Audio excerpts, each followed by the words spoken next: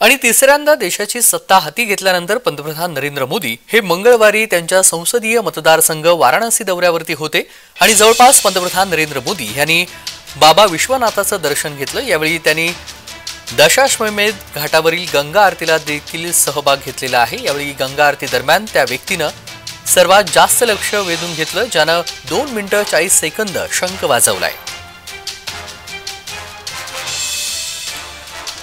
तर लोकसभा निवडणुकीनंतर पंतप्रधान नरेंद्र मोदी यांचा वाराणसी दौरा आणि यामध्ये जवळपास 2 मिनिटं 40 सेकंद एका व्यक्तीने शंख वाजवलेला आहे।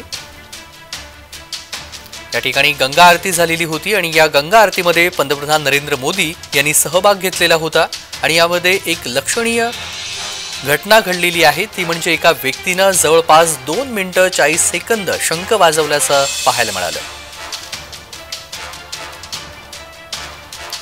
पंतप्रधान नरेंद्र मोदी यांचा हा वाराणसी दौरा